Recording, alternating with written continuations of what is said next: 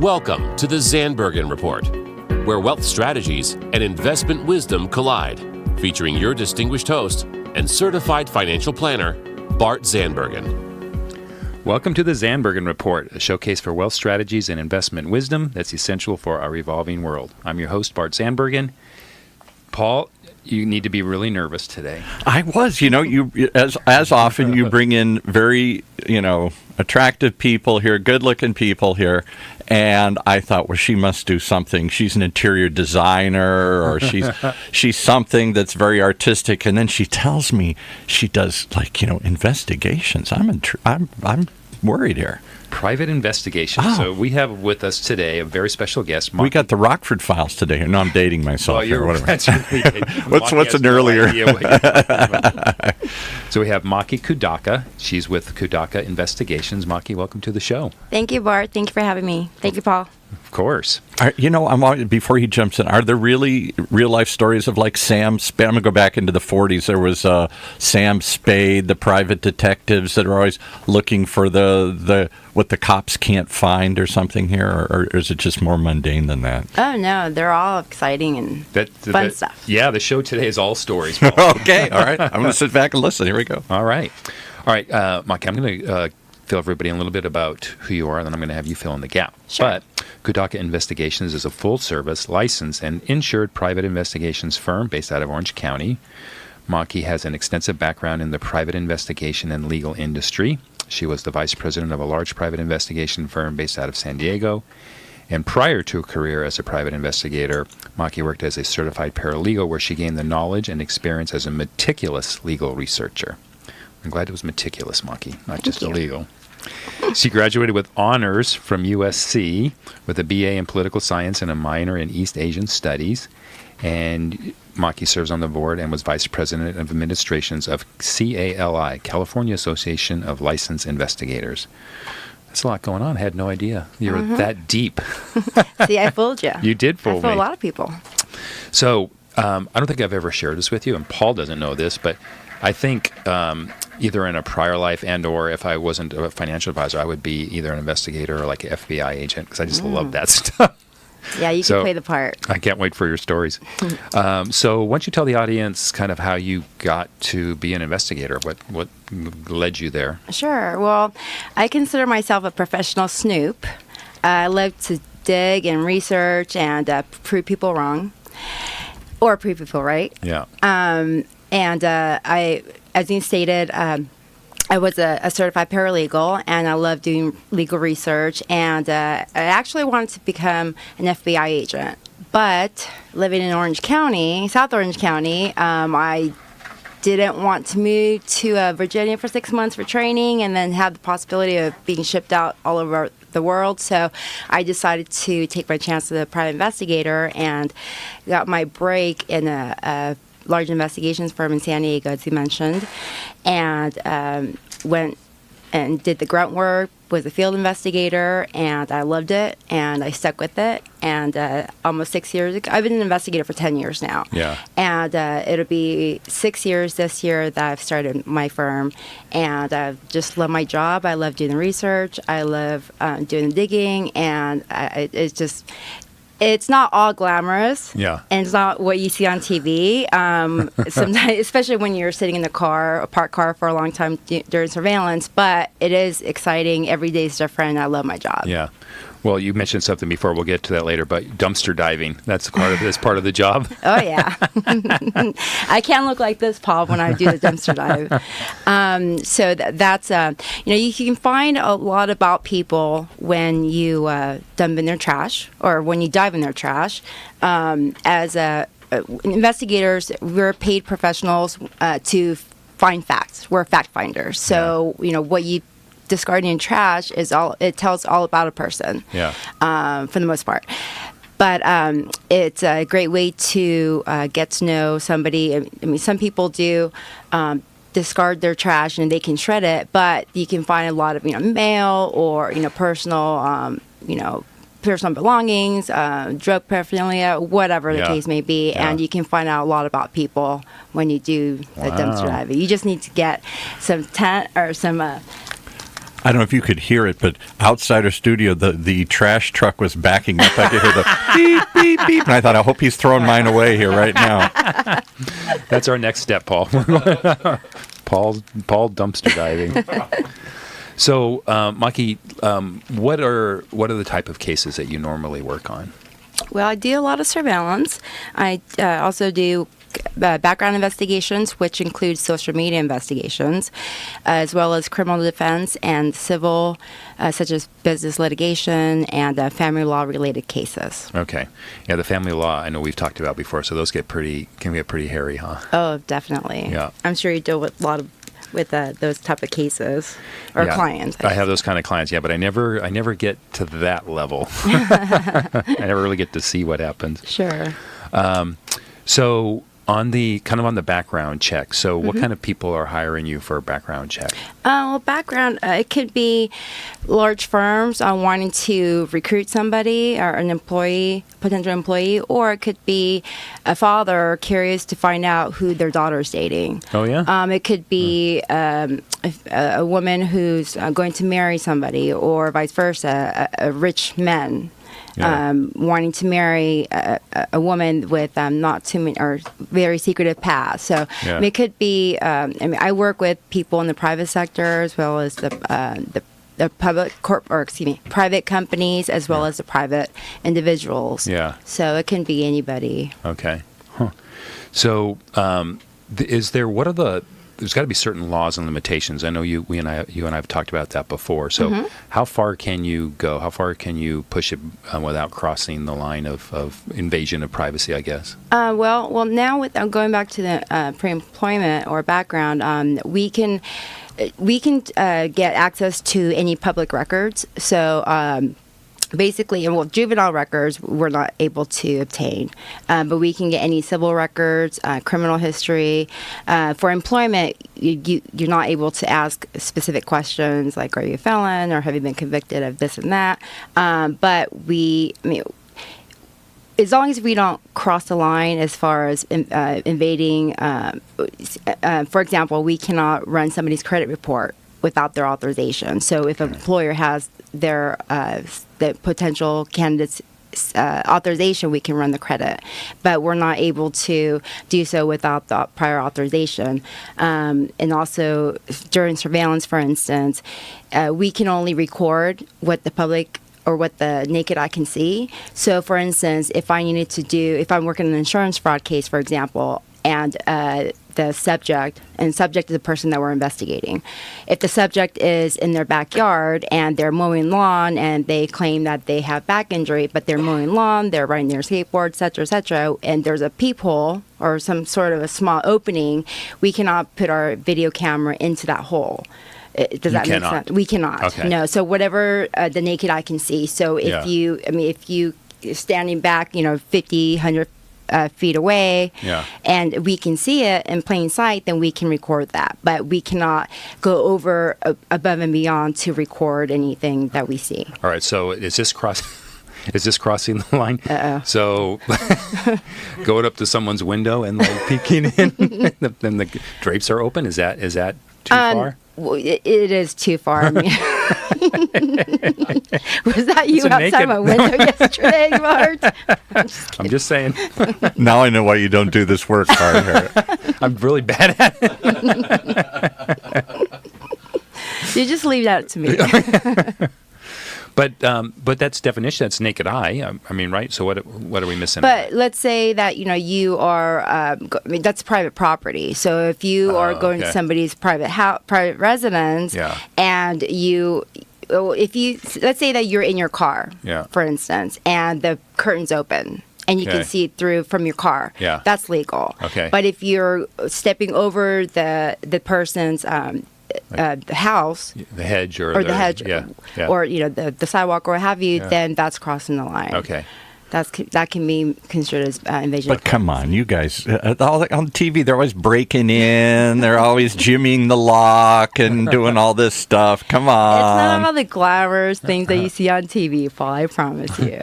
We do, we are governed by the Bureau of Security and Investigative Services in California, so we do have to abide by certain laws. So if we can do certain things, and sure, there are plenty of investigators out there who are unethical and who goes above and beyond, and to cross that line, they can be penalized. They can get their license suspended. Yeah.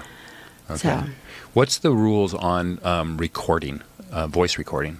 Audio, you have California, the third-party state, so you have to get the person's authorization. So you cannot record without their consent. Okay. So if you're on the phone conversation, you do have to get their consent to record. Okay. Mm-hmm. Otherwise, is it illegal or just inadmissible? Well, or is that both? Both. Okay. It could be both. Okay. Mm-hmm. It's definitely inadmissible in court. Yeah. So audio recordings are not admissible in court anyway, I thought, because they're easily doctored and edited. Yeah, that's true. Same with video as well. So you just need to. So any investigator, or every investigator, I should say, we need to have or keep the raw footage. So any editing could be misconstrued as editing, or it cannot be not authentic. Okay. So we have to, if we need to cut some parts out for whatever reason, if the video is 2 hours long and there's only 2 seconds of any certain activity, we can shorten it, sure, but you always need to keep the raw footage. Okay. But not every case goes to court. Yeah. So a lot of cases, especially for private individuals, for infidelity case, for instance, they usually do not go to court. So let's start talking about those. So the juicy Let's give us a good case study. Are we going to talk about the Jeff Bezos case here? And that was a famous one where he got caught basically, fooling around on his wife here, and it's led to this bazillion-dollar divorce here. Right. Well, actually, I wanted to talk about the Paul Roberts case. Uh-oh. That one's a very complicated But I'll leave that for the end. So give us a good example, like a really juicy example of a infidelity case. Okay. Really great case, memorable case that I can remember is myself and a colleague of mine, we went down to San Diego. We went to this exclusive club. And the client was the husband, and he suspected of his wife. She was early 30s. They had a 3-year-old together, and this client, the husband, suspected that she was cheating as well as using drugs. Okay. And we needed to see, he hired us to see if we can do or find out both. Yeah. To obtain evidence of both. Okay. So what we did was, now I love approaching the subjects and befriend them because that's when you can get a lot of great information. Yeah. So what happened was we went inside a club, and on the side note, Paul, do you remember the group back in the 90s called Digital Underground, the Humpty Dance? Yeah. So they were performing the night that we went, worked on this So you case. Infiltrated the group, and you were singing with them here. Actually, he grabbed my hand and said, "You are very beautiful." I kid you not. Wait, the Digital Humpty? Yeah, the nose guy. Yeah. Anyway, going back to the story. That's another story. That's another story.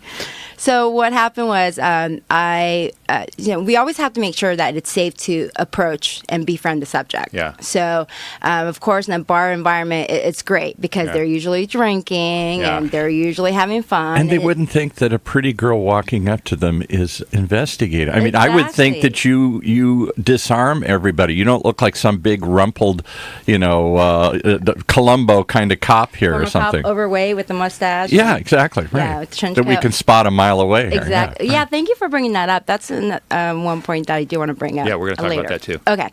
So what I did was I befriended the subject, the wife, and the mother. Yeah. And my colleague, who is a male, he befriended. Well, after she arrived, she and her girlfriend were there. They were drinking, they were dancing, they were having fun, and come to find out that she met up with a male. And they were very chummy. And so we had a hunch that it was her boyfriend. And then after they started kissing and dirty dancing, we figured, we had the right guy. Kind of gave it away there. Exactly. So my colleague, the male investigator, he befriended the boyfriend. Okay. And so as it turns out, the boyfriend, and he had a very distinct name. Anyway, he was a drug dealer. As well as the boyfriend. Okay, suspicion's true. Oh, yeah. So we all were partying together. She knows how to pick him. Okay. Exactly.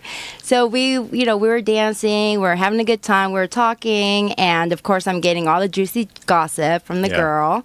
And Does she just tell you this? Like just, to any, hey, stranger, hey, let me tell you all about how I'm... This is where your creativity have to come in as an investigator. Okay. I can see Bart's wheels spinning right now. I'm going to say, once you get to know Maki after about 30 minutes, you can say anything. Oh, yeah. Well, see, we need to know how to talk as well as ask questions.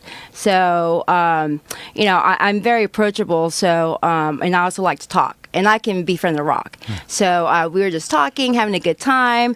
So the subject and her girlfriend and I, we all went to the restroom. And when girls are in a club, you guys probably don't know this, but we can go into a stall together. If there's a big line. What? Oh, yeah. Especially if it's a big handicapped stall. We go into I wouldn't go into together. a stall with Bart. Thank you, Paul. I sure hope not. I'm out of here if you do. I'm just kidding. So we went into the stall, and as I stated, she was by this time telling me where they met, how long they've been seeing each other, what they do, what kind of things they like to do, etc., etc. Well, lo and behold, she sits on the toilet. She's going to the bathroom, and she's going number one, and then she whips out her cocaine out of her purse. So I get the money shot of her doing cocaine while peeing. Excuse me, can I say peeing on the radio? You just did. Okay. And so there was great evidence. And then after... And she stood still while you took her picture? And is she doing this? Oh, no. Is this a hidden camera? I had a hidden camera. Okay. I had a hidden camera. Yeah. No audio, of course. I cut the audio out. But I did have a video recorder on a hidden camera in my purse, as well as I had my phone. And I was pretending like I was texting. Yeah. And I was recording her. So I had 2 shots. Yeah. So, and then we go out, and then we met up with the boys again, and then they invited us to an after party. Well, by this time, we were done partying, quote unquote. So, what we did was we met up with the husband after she took off with the boyfriend and her friend to the after party, and then provided the husband with evidence that he was looking for. Wow. So that case turned out to be, it's mission completed. Yeah, mission complete. Wow. Mm-hmm. But yeah, there's a lot of great infidelity stories. I mean, it's not like, well, I've never seen the show Cheaters, but I know it doesn't go that overboard. But I mean, you do have to be careful though, because a lot of clients, the suspicious spouses, they want to do it right along with you when you're on surveillance, chasing their spouse. Yeah. So that's not a good idea, because there was a time where you could potentially witness a confrontation. So let's say the husband or the wife sees, in action, they can easily go attack, and they're, that wouldn't be. That's called the Jerry Springer Show. That's a different show. Exactly. So Bart has no idea what to ask next. Yeah, so he's stumped. be very careful and choose my words. Oh, there's another good case if you guys interested. Let's do it. Okay. So this case was out in LA, and I was a little bit intimidated about this case because the subject, so the wife, going back, the wife suspected her husband, who was a former gang member, and he had a teardrop tattoo on his face. Uh-oh. Well, she suspected of him cheating on her friend, on the wife's friend, and they were all friends. So the wife, my client, and the subject, and the girlfriend. Well, her boyfriend was the husband's best friend, and he was in federal prison for murder. So next case. So you're working on. You're trying to investigate a guy who's in a gang, and they're murdering people, and you're going to try and find out if he's cheating or not. Here? Oh I wouldn't tell her. If you found it, I'd say nothing there. Send me my check. I'm pretty gutsy. Yeah. So what happened was, this was out in L.A., and I was doing surveillance. They met up in the street near a medical center and took one car. I went up to the Hollywood sign, and I was able to follow them having lunch and going up to the Hollywood sign and, hiking and kissing and holding hands, etc. Well, when they were leaving, I lost them in traffic, which happens, quite often due to whatever weather conditions or traffic or what have you.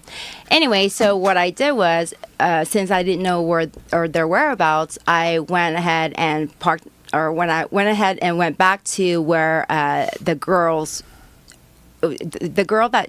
person who they're cheating with, they're called suspects. Okay. So I went back to and parked by the suspect's car. Well, this was, again, in Los Angeles. It was a bad part of LA. And at the time I was driving a BMW, and so my car stood out. So what I did was I had to park my car and I had to dump my car in the parking lot. And then plus this area was, like I said, it was kind of a sketchy neighborhood, and I couldn't be seen on foot with, camera equipment. So what I did was I found an old car parked in the street. It was a van. It was a black van. I can remember clearly. You just got in and borrowed it? I'm sorry? You just got in and borrowed it, drove off? Oh, no. Yeah, I can. See, I tell you, she just, whatever it takes, yeah. I can hotwire cars, sure, no problem. So what I did was I noticed that the car had been parked there for quite a bit. It was very dusty, dirty, and just looked vacant, like somebody abandoned it. So what I did was I crawled underneath the vehicle, the van, and I was waiting for them to come back so I can get the quote-unquote the money shot. So does your mother know you do this? Oh, yeah, she's very fearful. She's always saying, "Oh, be careful, please." She thinks I'm out there, killing murderers or something. But yeah, she gets very fearful. I mean, it does get kind of sketchy sometimes, but like I said, I'm pretty gutsy. I was going to say ballsy, but I don't think you can say ballsy on the radio. That for sure you can't say on the radio. No, you can't say the word ballsy on the radio. Sorry, Paul. Absolutely can't be done. So I was laying underneath the car. I was sweating bullets. I mean, we're talking gangbangers, right? And in the middle of LA, east part of town, or bad part of town, and I'm just waiting. I mean, it was probably, I would say, 20, 30 minutes before they came back. But it seemed like it was 5 hours before they came back. So what I did was I had my camera ready. I'm shaking. I'm sweating. And they finally come in the subject's car. They park their car, and they're kissing their goodbyes. And the suspect, the female, suddenly grabs them in the balls. Again. Oh, yeah. Another word. You can say balls, but not ballsy. That's just a clarification here. Right. So I got the money shot again. So that turned out to be a great case. I submitted my report and spoke to the client. And, I mean, of course, these type of cases.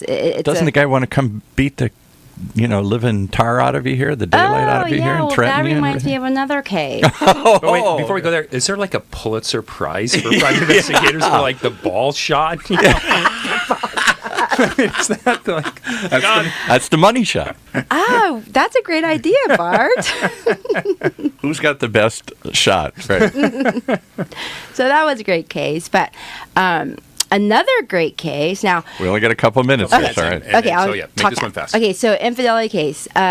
This case, the wife hired me. She's suspecting her husband of cheating on her. So I followed him he flew into Ontario from Sacramento. So we went to Ontario, then I followed him to Irvine, then to Palm Springs, and then to Yuma, Arizona.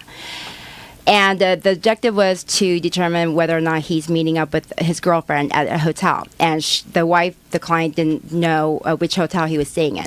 Anyway, make a long story short, fast forward. The client asked me to approach him and kind of act as bait to see if he would bite. Yeah. Do you get paid extra to be bait? I wish. I'd be so rich. And you get paid by the mile? I'm sorry. So what I did was, again, I want to see your expense reports that you turned in here. Right? So I used my charm. I approached him. He was sitting in the bar watching sports. Approached him, befriended him. We hung out. He bit. We went to pool. We went out with the employees, and then. But before that, what I had to do was I had to determine which hotel room he was in. So I jumped in the elevator with him when he checked into the hotel, and then by this time I was, dressed up. I had a baseball cap, big sunglasses, and wearing shorts and t-shirt. And then after I determined which hotel room he was in, I went downstairs and I got the room across from him so I can see who's coming in and out. Yeah. Okay, so fast forward. So the husband, the subject, he and I, we hung out, and he was interested. So that was, that was our mission accomplished again. And so what happened was after I submitted my report and my videos and my photos and such, the client called me and said, Maki, you better get all your social media accounts off the internet because he knows exactly who you are, and he's pissed. Yeah, I'll bet. Yeah, so that was pretty scary. Coming after you. Wow. Oh, yeah, yeah. Well, I know now you have a stage name, right? Yeah, right. I can't tell you my stage name. Don't tell me. No. Okay. Don't tell me. Okay, we're running out of time, so I want to make sure. Hey, you are a female in what I would presume is a male-dominated industry, right? Absolutely. So as a business owner, just give us like a minute or two. How tough is that, and how do you accomplish that? You know what? It's actually, believe it or not, one of my niche of my business is the fact that I'm a female because I'm very approachable, unassuming. When I do witness statements or interviews, I'm approachable. And for instance, if I'm interviewing somebody who is a victim of a crime, for instance, they're scared to talk to people, talk to cops or former cops. I'm the person, be finding interest, common grounds, building rapport. So, that works to my advantage.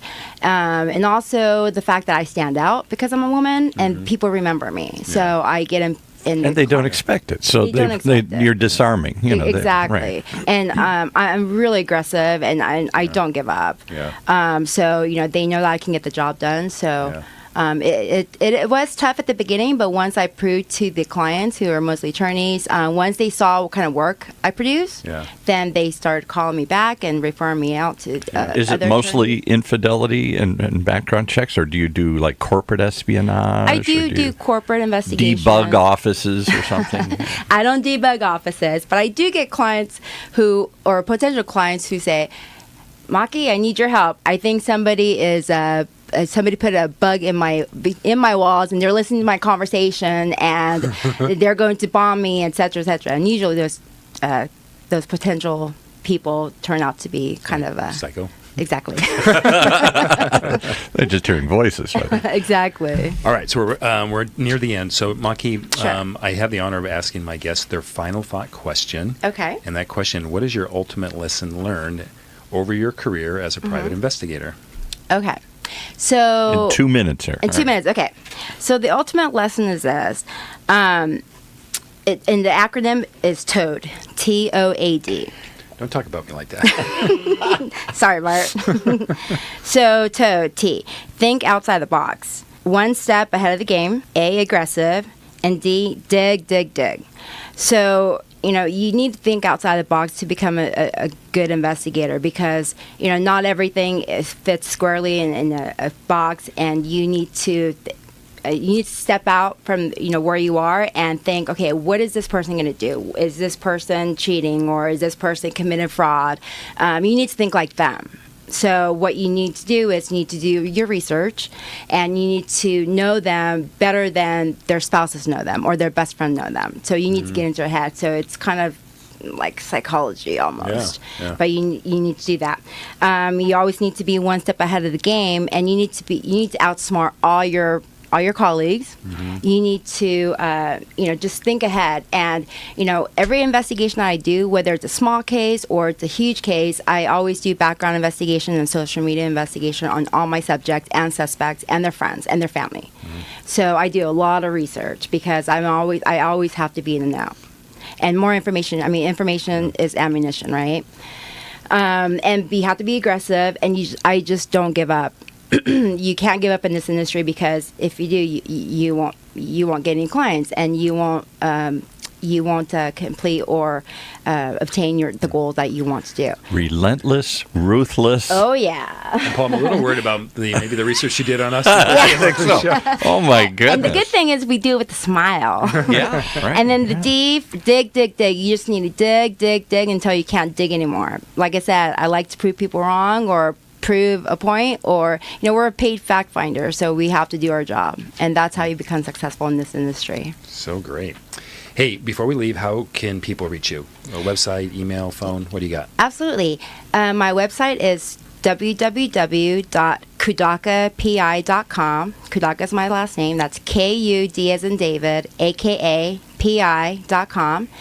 And my cell number is 949-874-4148.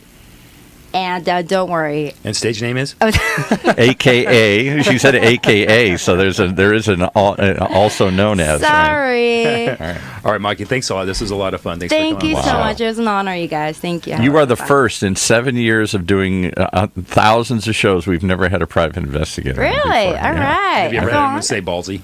Never. First one in 7. Thank goodness you can't say that. So. All right, thanks so much, everyone who's tuned in. We look forward to be back in studio next week. Cheers. Tune in next week for the latest edition of the Zandbergen Report, Tuesdays at 2 p.m. Catch up on our recent shows by visiting bartzandbergen.podbean.com. The Zandbergen Report is also available on iTunes, iHeartRadio, and Spotify. Interested in being a featured guest on our show, or have a question you'd like to hear us answer? Email podcast@bartzandbergen.com. Bart A. Zandbergen, CFP, and Letitia Burbaum, AIF, are registered investment advisors with Optivest Inc. and registered representatives with Gramercy Securities Inc., member FINRA and SIPC.